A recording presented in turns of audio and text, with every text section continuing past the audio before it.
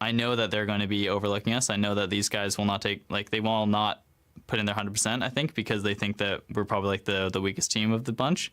So I just want to be able to prove them wrong. I want to make sure that these guys, you know, I want to make sure that these guys kind of regret having to pick us or having to go against us. Hello and welcome back for Game 3, where TSM have selected blue side. That second game was an awesome comeback for the side of Clutch Gaming, and they have to be feeling reinvigorated as we continue into the remaining games of the series. And that game, too, was a completely different game than the game one. Yeah. Night and day difference there, especially for Lyra in the jungle, where he was shut down by Mike Young and Bjergsen in game one. They made some adaptations, got him Skarner, which he's now 5-0 on. So your favorite player yet, Flowers? Hey, man, he's racking up the Skarner wins. I'll support anybody who manages to play the Scorpion right. Yeah, I mean, he was even doing a good job of punishing the Olaf after Olaf had made a proactive play, right? He's not going to let them get away with having a lot of cooldowns down. The other honorable mention that we should shout out, of course, is Hakuo, who absolutely just was on fire in the end of that last game. 5 KDA for him, 88.2% kill participation, and most importantly, landed all of the death sentences. And the jungle support synergy is something we haven't talked about in a long time, especially since like junglers lost Tracker's Knife. We don't have the group up and then go ahead and ward together. But this is one that's been intact for over a year since Lyra came to the NALCS, being alongside Hakuho. And we saw the plays, the Thresh plus the Skarner. Even when they had died very early on in the bottom lane to a 4-man dive from TSM, they turned it around by pulling Lyra down and having him make a really proactive play with Hakuho. And like you said, that was so critical for stabilizing things early for this team, not allowing the early success of TSM to snowball into another victory. We'll see how TSM answers them here in game number 3. Clutch Gaming coming off the win means they've got a little bit of momentum. They're feeling good about this one, but Champion Select was very detrimental to their success in game number 1. TSM had so many winning lanes. They had so much jungle control. We'll see if Clutch Gaming can navigate this Champion Select the way they want to. So we have the same 3 bans from TSM, but I think Clutch do not ban Skarner here. That was their 3rd ban last time. They're going to ban the Talia, so yes, this leaves a trade-up instead of just the Olaf versus whatever you're going to play that can't clear as quickly. And TSM might even want the second half of that trade. After, you know, Lyra, you mentioned the win rate there on Skarner. Yeah, they don't want to let that one through once again, so quickly trying to correct that situation. And Mike Young will not be on Olaf this time around, but Skarner, there's a reason why he's first picked by so many different teams. Also has a very fast clear and can get to a very quick spike.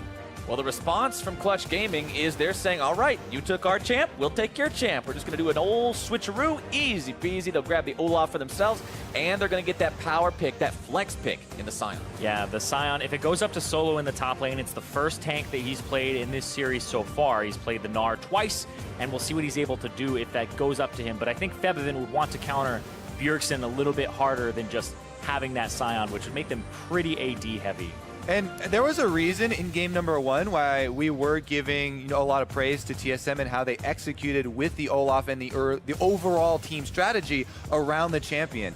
Drafting winning lanes for it, pushing up and having the team-oriented objective of getting the counter jungling done. So Clutch Gaming, they are going to do the kind of run back here where they take that comp, and we'll see if they can also execute it. Sion is a very good shoving lane for either kind of flex pick there, so that's definitely a good start for them. We'll see if they follow through. TSM now picking up both their bottom laners. They grabbed that Tahm Kench that was so important for Mithy in game number 1. He had so many massive saves on both Sven and Bjergsen in fights where it really counted. And they're also going to put Sven on that late game hyper carry with the Kog'Maw that honestly has a pretty good early and mid game as well, if we're being totally real with ourselves about how the champion works with his item spikes and his progression and everything these days. It worked really well for Apollo last game. We'll see if Sven can do the same thing with it. He will be going up against the Caitlyn. Yeah, but the Tahm Kench does go over to Mithy, like you had said. Very, very good champion for him. He absolutely loves it, so he can protect Sven. And so Clutch are going to say, we need pressure in the bottom lane. So it looks like drafting winning lanes is the name of the game for Clutch. And I actually would suspect that they go for a double-ranged bottom lane here to try and get first turret very early and have Lyra, the Olaf, be able to play off of both sides of the map. Definitely a possibility there. We've seen Hako on things like the Morgana, definitely known for the bindings. Not this game, though. Get some highlights, yeah. There we go. right off the table. TSM have also seen those. Yep, the Morgana banned away, the target ban, the respect coming out on that one, and across the board, it's the same thing because you've got the Syndra banned out by Clutch. They're not willing to give that one over to Bjergsen. They don't want to be put to match point at the hands of a champion that Bjergsen is so well known for and so well experienced on, also banning out the Galio, targeting that mid lane. Yeah, speaking of, players and champions, I mean, we've seen Bjergsen just absolutely hard carry on the Syndra recently. This isn't like one of those legacy champions that you're like, oh yeah, Frog and Anivia. Yeah, where long time ago. Yeah, exactly, long time ago. But he's still coming out with so many of those big plays with it, the long range stuns and making that burst damage look good. Meanwhile, though, another support ban comes in. Braum, another favorite into Tom Kench, so they're not going to have the possibility of that Winter's Bite. And we're talking about Bjergsen in those bans. There are actually 6 mid lane champions taken away here from him, and those are his top 6 that he's played. He's played only 9 this split. Xerath, Malzahar, and Orianna are the other 3, so he might have to pull out a new mid lane champion here with the Orianna being taken. So 7 out of the 9 he's played this split. That is quite a lot of focus onto the mid lane pool this game from Clutch Gaming. And I mean, they even lost 1 to their own bans, but that had to be controlled for Febiven there as well. Karma. And this was really interesting from Clutch. No, because I think what they're trying to do is push Bjergsen off of the champions that they've seen him on and have him show them something new. Because otherwise, what Clutch would do here is you see the TSM bottom lane. Pick your support here, and then you get to flex pick your Scion. But they pick their mid, so TSM get to know their mid and their top lane matchup here, and they don't get counterpicked. Hakuo has to have something worth that in the draft here to really make it worthwhile for that pick order. Yeah, definitely like the pressure they're putting out in Champ Select. This time around, though, Gnar going to be in the hands of Hanser, so they're kind of playing the reverse. And we're going to see both sides of the matchup.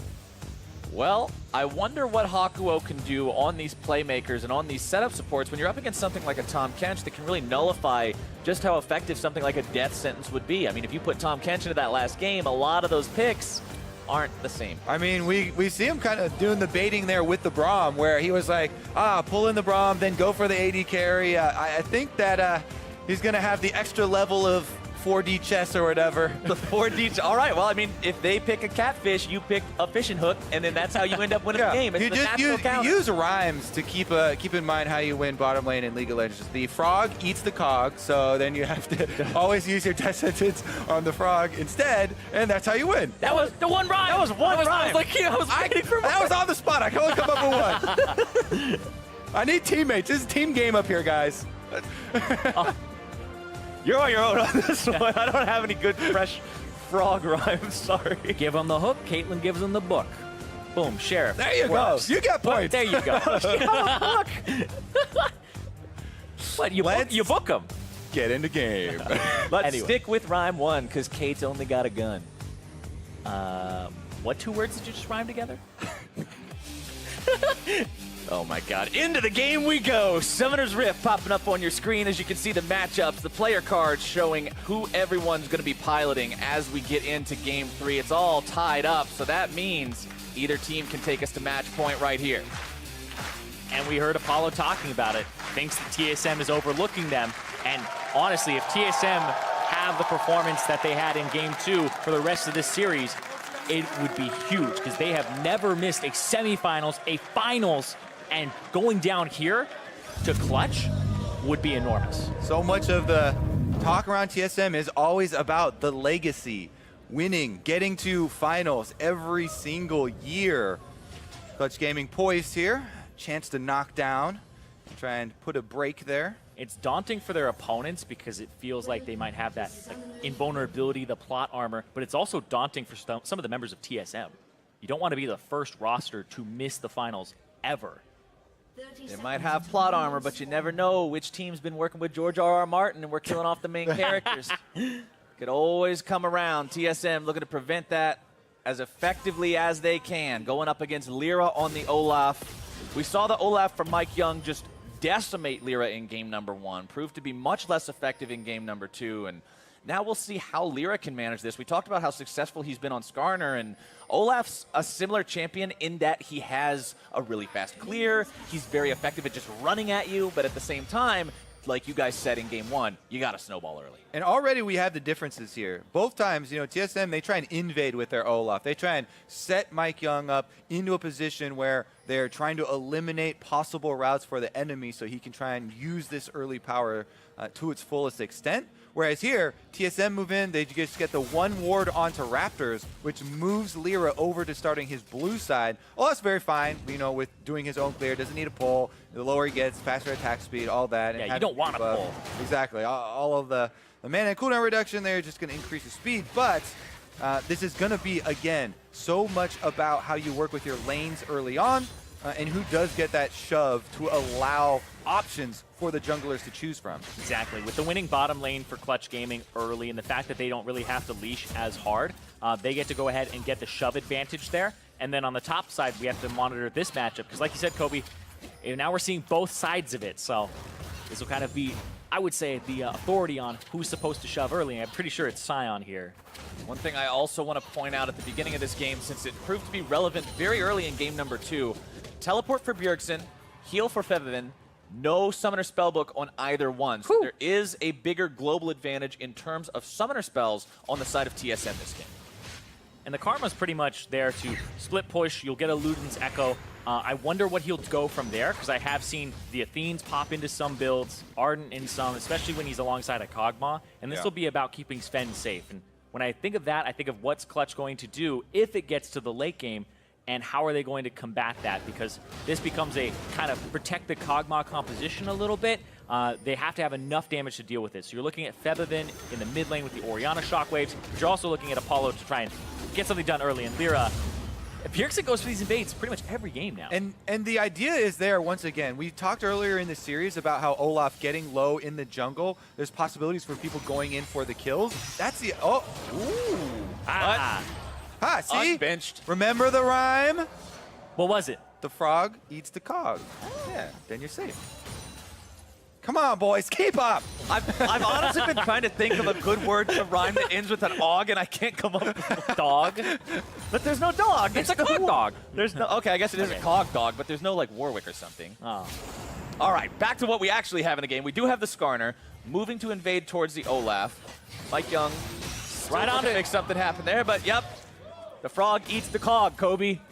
The cog dog. Gold star for Captain Flowers here. I'm You know doing what? Skarner is on the map as well, so maybe we'll get him coming down mid lane. We have Lyra, though, for a counter gank. Since all the camps have been taken, both of them just kind of fishing for a little bit of vision. And you can see a lot of it was concentrated up on that top side. Lyra, though, it's an Infernal Drake, and he's got that control ward, so Olaf very happy to try his hand at the solo. Yeah, he's also got pressured here from the bottom lane that's shoved up, so Apollo and Hakuo are buying him a lot of space here.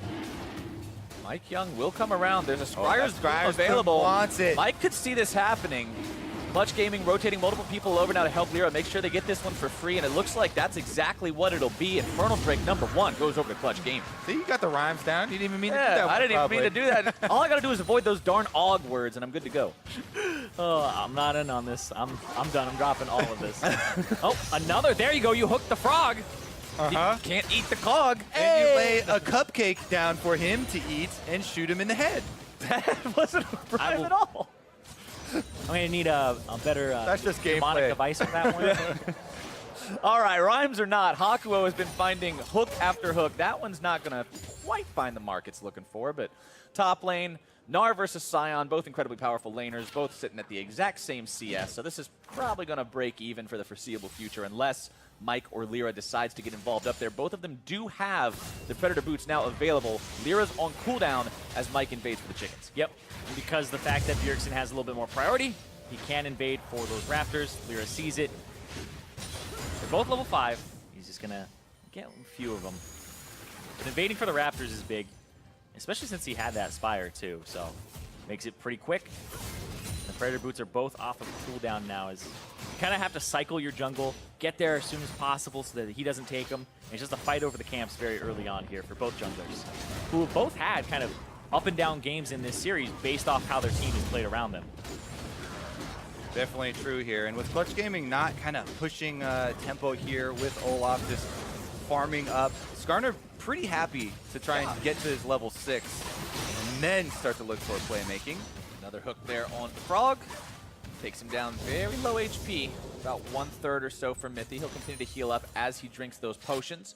Still sitting on 3 minion dematerializers as well. Hakuo showing that he's ready for the setup if Lyra ever decides to come to the bottom lane. Lyra is level 6 now. I don't even know how these are hitting. Like, I feel like the hook has extra range when Hakuo is playing it because he just cannot miss. And the best part is when you land the hook, you get that refund, so you get rewarded to throw another one. So he just keeps the pressure up. And the pressure is mounting here. You know, they continually are getting these little bits of poke. An auto attack here, you know, the spell landing itself does damage there as well. And Clutch Gaming starting to try and open up, play around this bottom lane that's pushing in. And here's the Olaf invade. Nicely done by Hakuo. The shockwave over the wall, and Mike Young's got no way out. First blood over to Featherman. Oh my goodness, Hakuo here. And then they time the shockwave in with the Thresh, taking the death sentence all the way through. First blood for Clutch Gaming. And yes, you know, jungle invading is definitely a team game here, and Clutch Gaming making it look good. Man, yeah, it was a team game there for sure because that effort, they got the flash out of Mike Young. He had the Scryer's Bloom on him, that was about it. They're able to get him with the hook, the shockwave after, and just, man, it just feels really bad to be a jungler in this series. Yeah. Like, you have the team, even if you're the winning team or the team that's making the invade happen, you end up just in this spot where, whoop, whoa. You hope your team is backing you up. Yeah, the Scryer's Bloom meant a whole lot there because they saw Mike pretty much come from the lane. Yeah, I really especially liked the timing on the shockwave there because Mike did flash and was at just the edge of the area of effect of that shockwave and pulled him back in to secure that kill. I'm not sure if we've kept track of every single hook, but of all the hooks that I've seen, one has missed so far, with about 7 or 8 of them finding their way onto either Sven or Mithy. If Hakuo can keep this accuracy up, it's going to be very concerning for TSM, but an Abyssal Voyage will bring Mike Young into the mix here. Apollo fires off the net, trying to get himself away, and with Mike having no flash, that's easily shut down. Yeah, attempt at a play here. They didn't burn Predator for it there for Mike Young. At least as soon as the Abyssal Voyage arrived, they're like, okay, you're out. We'll let you off easy on that one. So there are still options for him to go for, but again, he's going to have to worry about Lyra. This level lead plus flash advantage Olaf for Skarner matchup. You have to be careful about which fights you choose and how far you overextend. Exactly, and they didn't know what was on the bottom side of the jungle. Like, you can see that TSM don't really have any wards on that bottom side at all. So as soon as they started running up, kind of looks like Lyra might be there, so they just back up. They don't play that kind of guessing game or take that risk. So far, Apollo, he's at that 10 per minute mark in terms of CS, and so is Featherman, and that turret is very low. So Clutch, they drafted early, and so far they've been playing that way pretty well. And with that turret being low, if they decide to make a play around the bottom part of the map, look at the top left. It's 1 minute until Infernal Drake #2. That could be a potential reward there as well if the timing is right. You continue to see these top laners, though, just like we expected earlier, locked in Mortal Kombat. No real influence being put towards that lane from anywhere else on the map. Mid laners and junglers more content to play around the bottom side right now. But with those teleports available, these guys could also easily become involved in the next big team fight. Look down bottom here through the lane. Predator used from Lyra, and he might get the Lantern here. There goes Hakuo. Going in, they're looking to make the play. It's Sven who's going to be in some trouble now, but Mithy with the Devour into the flash. It counts for 2. They still look to go even further. Mike Young nowhere near the fight. It's going to be Lyra grabbing the kill this time as Mithy gets taken low. It could be a 1 for 2. Bjergsen makes the TP into the fight. And once again, Clutch Gaming's jungler, the one who's making things happen. They really hard committed to that one. Lyra under the turret knew that he was going to go down, but they wanted to secure the kill. But top lane right here actually pushes Mike Young off of the Rift Herald that he was trying to do at the same time. Yeah, that's because Bjergsen teleported and completed the teleport down to bottom side. That turns top into a 2 versus 2 here. Featherman just going to chase him off. But again, if you go through all the steps of what led up to that bottom lane play, Hakuo had 1, 2, and almost 3 down there. He's going to Lantern in the Olaf. And, you know, he got the flash play, and then the death sentence was aimed at Tahm Kench, but Mithy still had flash, and he was able to flash away. In the end, though, after securing that play, they finish off the objective, and the gold and extra map territory is what counts. Let's see that one more time here. Like you said, the 1, 2, and 3. There's number 1, the flash. Number 2 gets it back. throws it, you're absolutely right. Mithy had to get the twofer there, where he beats him and then flashes. Clutch trying to get that second Infernal. Clutch got to be careful about biting off more than they can shoot here. Hakuo down below half HP. A teleport being channeled. Haunter has most of the Narbar, but with the TP canceled, it's now an advantage once again to Clutch Gaming. They've got Solo coming in from the side. They're able to set up the play, grab the kill, and to spend with no summoners from the previous play being made in bottom lane. And Clutch Gaming have control over this Infernal Drake pit. Lyra's down to 200 HP. He seems pretty okay with that situation. Great. I'm berserking. There we go. Infernal number 2 is down, and gentlemen, I believe the RNG gods are most definitely in our favor because I saw a third Infernal marker on the Drake wall that'll be spawning just 6 minutes from now. And if Clutch can get that one, a triple Infernal for them would be huge because this Caitlyn is actually pretty far ahead now. All right, well, teleport locations is what makes the difference in this fight. The teleport choice here for TSM on the ward up next to all of Clutch Gaming, who also have Caitlyn that can lay down traps on top of a teleport arrival, make that a very, very dangerous entry point. Meanwhile, Solo gets to complete his teleport, so Clutch Gaming, as you said, they had the extra numbers advantage, plus there was no summoner spells on that Kog'Maw who had previously been targeted, and it made an easy Scion ultimate there for Solo. So Clutch Gaming making the start of this game look very easy for themselves. Pretty clean couple of plays. And 3,000 gold and 2 Infernal Drakes at 12 minutes into the game is a substantial lead for this team that a lot of people weren't giving a lot of chance at winning this series. You talked about those teleport locations. Before that fight, Mithy hadn't completed his quest, whereas already been completed for Hakuo. So Hakuo got to lay down lane wards after they took that bottom turret and gave all the gold to Apollo. So they were able to set up off of this bottom lane winning to have their top laner come down in a better position. So it's kind of all interconnected here where that Caitlyn plus Thresh and Hakuo just popping off have made it so that the map is pretty much wide open and they've had a lot of more options than TSM here. TSM's bottom lane rotating up to the top side now. As you can see, the bottom lane from Clutch Gaming doing the same. They're still hanging around with Lyra. He's playing around these guys so much, trying to enable them, trying to allow this Caitlyn to become as strong as possible. Remember, this is Apollo's most picked champion in Spring Split 2018. He feels comfortable on this. He can carry them on this, and that's what Lyra recognizes. That's what he's trying to facilitate right now on this Olaf. You can see a little bit of an item divergence on him as well, going for the Giant's Belt after the Cinder Hulk as opposed to Righteous Glory components. So we'll see how that works out. I wonder what he's going to buy. Potentially the Warmogs. I don't think Randuin's is that great of a purchase here. Deadman's maybe the other, yeah. I really don't like Warmog's Rush against Kog'Maw, because Kog'Maw does percentage health damage, and just stacking a bunch of health there, you would get melted down. Yeah, I don't think it would be very good. But getting melted down. Bjergsen takes a lot of damage there from Febiven. Lyra comes up, won't go in all the way on that one. Yeah, but that means they get Rift Herald wide open here because they've swapped the map. They have their bottom lane up top, and they have pressure, so they could potentially go for that right afterwards. Sticks around. Predator for a Predator as Mike Young comes over to try and cover mid lane. Do have a lot of vision being set up there. Solo now gets jumped on, but just going to walk on under. Let the leapfrog go over.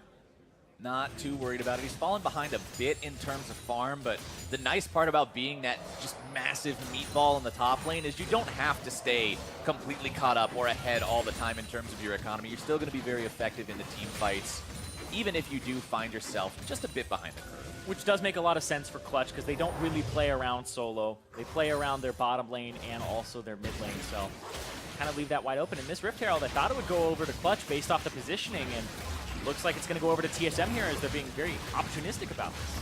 Mike, Mithy, and Sven, the 3-man Rift Herald Extermination Squad, doing what they can to take this down before Lyra makes his way over. Smite there from Mike Young, so they secure it.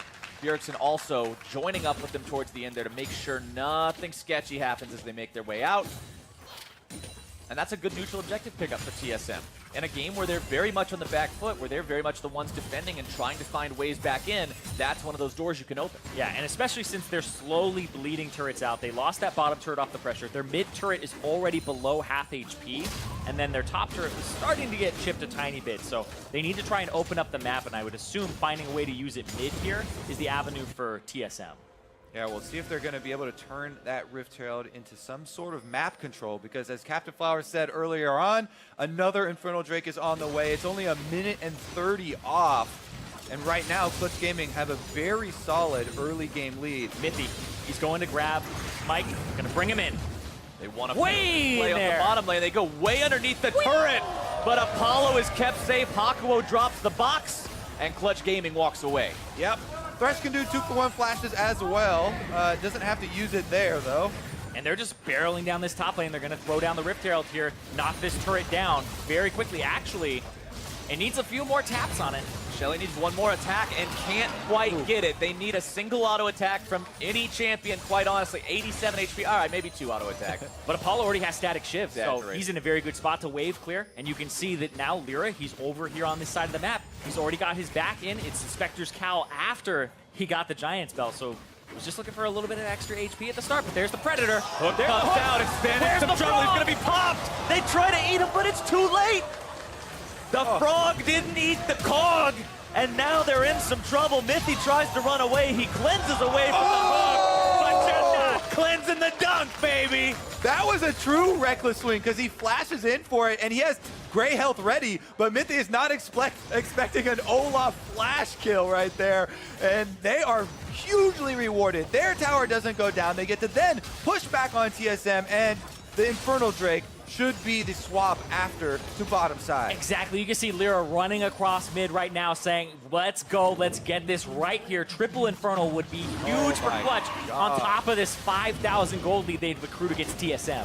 And if you're TSM, what are you going to do to stop this right now? It's not exactly dropping slowly. You've got the Olaf and the Orianna Got the pouring clap. damage. Yerksen might go to try to make something happen here, but Lyra's still got the secure. Shockwave comes through. Lyra likely to sacrificial lamb here. No way out of that one, but he'll gladly trade his life away for Infernal number 3. Oh, exactly. Any day of the week. One for Infernal when there's nothing really else for the other team to take. Definitely worth it there. So Lyra goes down to get his team that objective.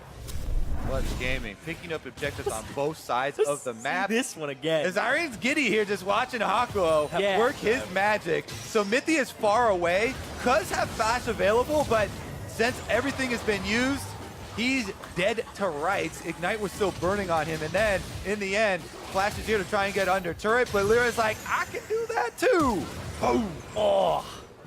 Yeah, he would have most likely survived, but Apollo had the ultimate coming through as well, and oh, I just love that. I love that reckless swing so much.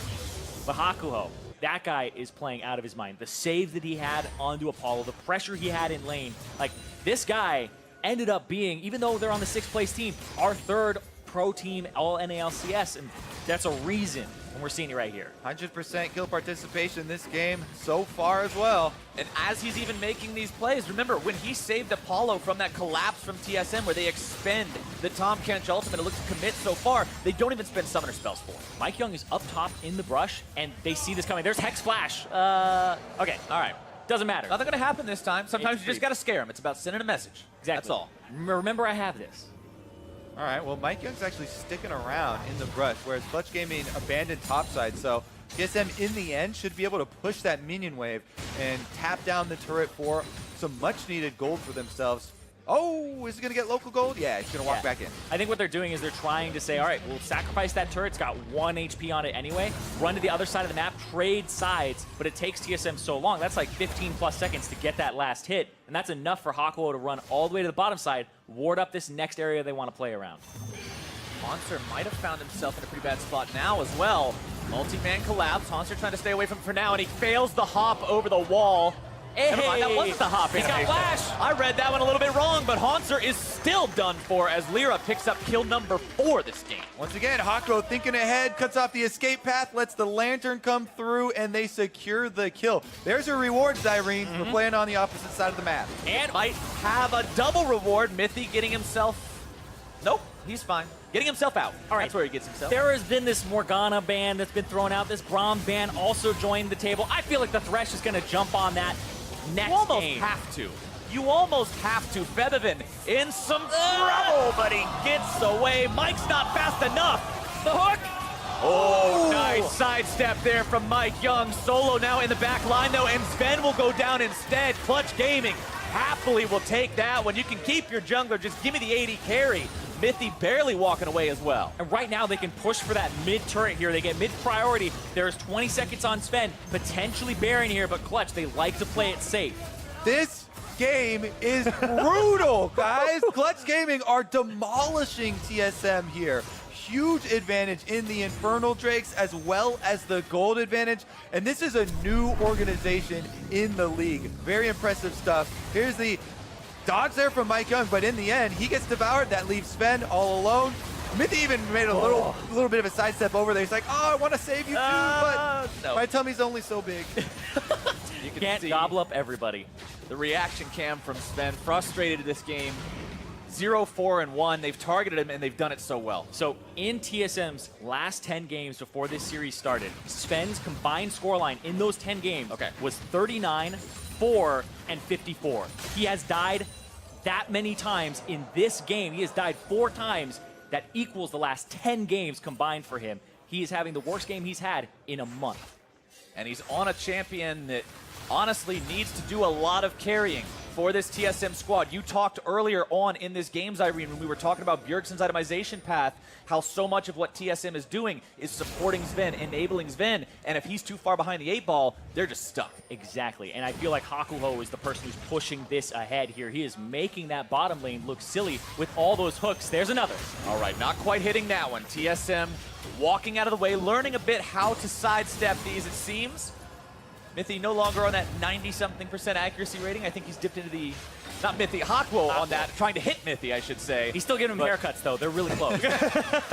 With everybody just running mill around this jungle here, Clutch Gaming actually left so much vision in the blue quadrant leading up to the Baron as well. You can tell, even though it's early in the game, they can feel the power that they have here, and they're already turning their eyes towards more picks, leading TSM into this dangerous area where Hakuho can try and throw them out. And remember, in game number 1, when TSM was so dominant, they went for the early Baron. They had faith in their jungler that he would win the 50-50. He did, and that just completely snowballed the rest of the game into a TSM win. Would Clutch make such a play? They've got a 5,000 gold lead. They've got 3 Infernal Drakes. They've got the turret advantage, but it's all about how they continue to build and translate that lead into more here in the mid-game. Knowing Clutch, they definitely don't like to make those types of plays. They go for the sure thing, but they also really like to take fights that they have advantages in more than objectives. And hook on the mic to try and protect this as the team collapses. Lyra coming in from the side. Solo will be approaching from the other side, but Featherman not here yet means there's no way they can pull the trigger, at least for a couple more moments. If they start now, they'll be able to do it. Here comes your Lantern. Death Sentence not finding its way onto anyone. The trap line is set down there in the mid lane. Haunter in some trouble, going to be knocked up as he tries to get off the hop.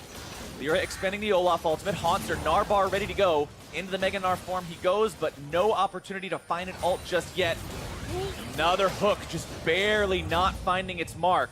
I love this vision toggle by the observers here because it shows how Hakuho consistently weaving himself into the fog of war, throwing out the hooks, trying to find some picks. There we go, though. And this time it's a dark passage that saves Solo from screening, allows them then to get this Mountain Drake and push back out onto the field. And that gives TSM the advantage mid. They're going to push, threaten the turret, and then look at that Baron with Monster with the dodge. Monster ready for that one. Sometimes that's one of the tricks, right? You think he's going to go for one of your carries, and then he switches it up onto the top laner, but Haunter knew that trick. He was way too familiar with those kinds of plays, gets himself out safe. Hakuho has been doing that forever. This guy on this Thresh, it's just such a treat to watch him play, especially when he's on point. In the last 2 games, it has actually been ridiculous. You have to watch out, Mithy. All right, Mithy with another good dodge. He's his dodge game has stepped up significantly since what we saw in laning phase. Exactly. You kind of get into a game and you go, okay, how's this guy playing? Okay, how do I have to dodge? And you have to do it by reaction and really just take it all in and figure out where he's throwing it. And especially since he has the Moby boots and he also has the talisman, so he has the extra movement speed that comes with that from having the Eye of Ascension. He moves around very quickly, and you really have to be on your game. I feel like it's been a year, almost year and a half, that people have been saying Hakuho is underrated. Now finally on the playoff stage here, believe he's getting his due. Yeah. He seems appropriately rated right about now. He is putting in the work. He's getting a lot of success off these hooks so far. And even when he's not landing the hooks, he's also making those Lantern plays, those saves like what you were talking about, getting Solo out of something that could have potentially gone bad in the river. Keeping the Caitlyn safe in the top lane. Sven having to run away from an Apollo that now has full 3 items on Caitlyn. Lyra wants to go in. He's got the undertow. and Clutch Gaming find yet another pick Yeah. onto the TSM carry. The flash was blown in the last mid lane skirmish they had. Clutch Gaming punished that summonerless Kog'Maw, and now it's time for the Baron. Yep, Hakuho just pulling Febvin in. That's all they see, but they've definitely started this up. The yoink is all that's in vision. There's a and now the cone. Baron looking to be taken. Hakuho's Mike gonna Young stop wants to him. go in. Hakuho drops the box, controls Mike Young for now, goes in. The shockwave comes through. Mithy going to be taken low. Turret destroyed at the Mike's in bottom the lane, pit. but Mike Young is already gone. Lira with a killing spree. And the secure onto that massive objective. Mithy gets the hammer, and Solo brings it down. It's 10-2 for Clutch Gaming. Everything is coming up Clutch today. Right now, they are playing out of their minds. The setup there, the macro that they had behind that too, to make that call. That is not a call that they usually go for. And you see, they try to make it a sure thing. But Apollo, he is so far ahead. that was 2 hits. Skunked him. He's at 3 items, the rapid fire cannon, static shiv. And when there's no frog, you bonk the nog of the car. I like it. That's All a right. good one. Solo approves as well. Happy to see his team with such an advantage here. Then we see Hako flashes over, misses a couple of them, but it doesn't matter. In the end, they're able to lock down the Skarner for a while. Then Mike Young flashes in because they're blind, and he's not sure what the health is, and he was going to die at some point anyway, so wanted to get an attempt there. Now, we actually have a little bit of action with the Baroned Up team back out. The Clutch's vision control, though, has just been so much better than TSM's. Lira, once again, Ingenious Hunter, high vision score for himself with Zombie Ward on top of it, and there's only one sweeper. You're like, how are they denying all this? It's a lot of those vision ward purchases that they lay down when they're trying to do objectives, and they bait and set up the zone and spend with no flash.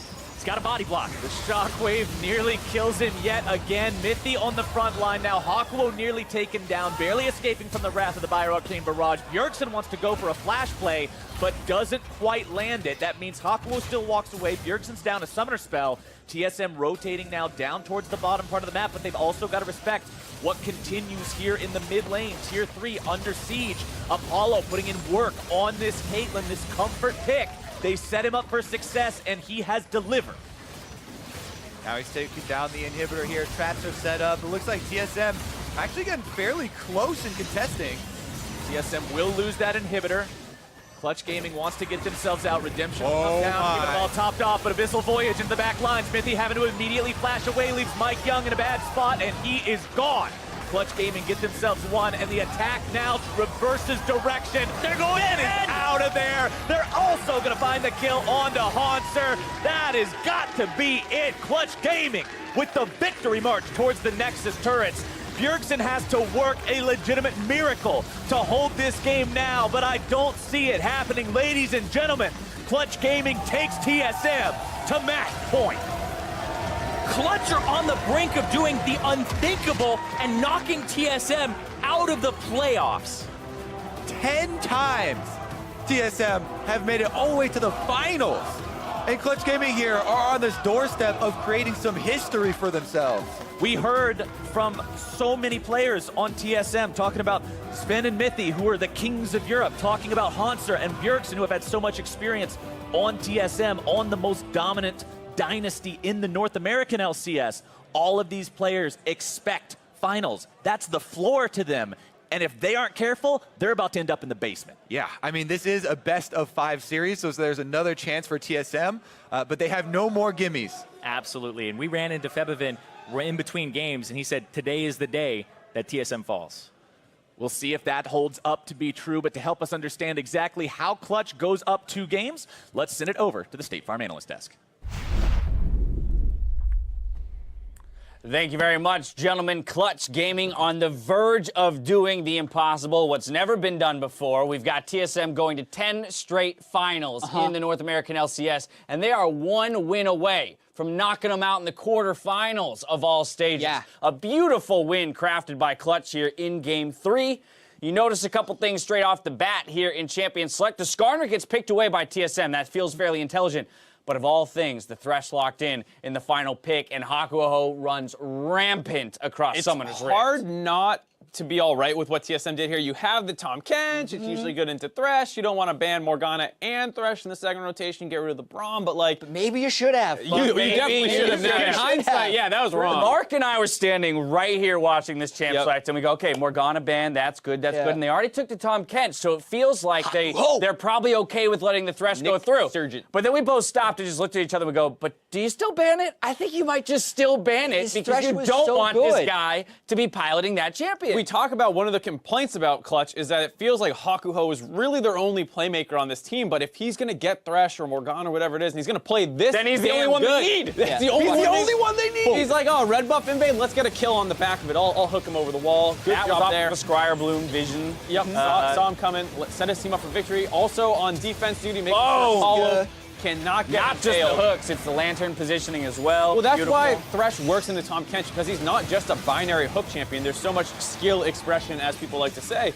in that champion's kit. So Hakuho is showing what you can do with that. Also, if the Tom Kench isn't there, Thresh still hooks people. You need the Tom Kench there to neutralize it. I mean, they were just laser targeted in lane. We made the joke, I think, while watching that. It was almost like he's throwing hooks for poke, not necessarily for kills, because they're landing. He's like, great, I'll hit you in 5 more seconds. I got the half cooldown, no worries. But in all reality, if we look at this game, we have to talk about how this is the game that is breaking rules. We thought this was the decided best of 5. We thought it was the most lopsided. We thought, based on how Clutch has played all split long, that they only had one way to play, and we knew what to expect. Right. A couple things we had in the pre-show. TSM has had 65% Drake control. They lost all 3 Infernals and the Mountain Drake. A Mountain. Clutch Gaming gets first blood in 20% of their games. They got first blood, and Hakuho participated in it, something he'd only done once in 22 games before this one. And they had a 2,500 gold lead when their season average was negative 800 at 15. So they absolutely showed up in a way that we haven't seen them show up before. Right. To push TSM into this breaking point where it's one more loss and they're out of the playoffs in the quarterfinals. And Clutch Gaming get blue side for the next game, assuming they move over to that. So Right, that's true. They have side choice. So I'm really curious what TSM does, because they had less of the power picks banned away when they were on red side in game 2, and that kind of came back to bite them here when they gave up the Swain and the Skarner. I can't imagine that they're going to go into game 4 with the same mentality. Yeah, and these things cut both ways too. Like Clutch Gaming and Hakuho carried this game, but the very first hook we saw for first blood on Mike Young, he was seen on a Scryer's Bloom and his Krugs weren't there. So why are you walking up there, bro? You're in full vision. And all of the messy TSM games we saw in the first 5 weeks of the season, that was this game. Yeah. Mike Young and Mithy just like Tom Kenching in when they're 10,000 gold down, Sven dying everywhere, right? Yes, Clutch Gaming was making a lot of plays, but TSM got it together towards the end of the year. Right. It fell apart in that game. Very much so. So they have 15 minutes now to try and recapture what they were doing in week 9, or their season's over. Makes you wonder. We heard from a couple of the Clutch players themselves. I believe it was Apollo who said in that short video where he believes TSM is going to underestimate them, right? Is going to look past them because they're the perennial finalists and expect to get there. It's up to Clutch to come out and shut them up. And now that they have to some degree, how does TSM respond? We know that Mike Young has been vocal about, having some mentality issues. Well, guess what? You are now at match point, series point here, needing to win 2 back-to-back in order to just live up to the expectation that is TSM. Well, they talked a lot about Weldon Green coming in and helping Mike Young get his mentality straight. But that was in best-of-1 situations where, you get your mindset right, you have a great game, and you're like, awesome. And you had a great game 1, then things went south in game 2, and it looks like it's affecting him here in game 3. I wonder if they can get Weldon on Skype or something, and it's not unheard of to do something like that. Yeah, it's true. I know other teams have tried to do calls in the middle of the game, but they have to get their heads in the right place, and Clutch's heads are in the right place. Yep. Even when they lost game 1 and cleansed instead of teleported in game 2, they completely bounced back from it. They're in a Their very best stable game was state of game mind. 3 following a loss and some, some kind of misplace. Clutch has elected to go to blue side, so we have that information moving forward. We'll see how they decide to play it. But ultimately, this is the beauty of the best of 5s, right? It's that evolution of the meta, the mentality, and how the players are playing on the day. It is match point for Clutch Gaming. Time to find out if they can do the seemingly unthinkable in game 4. Don't touch that browser.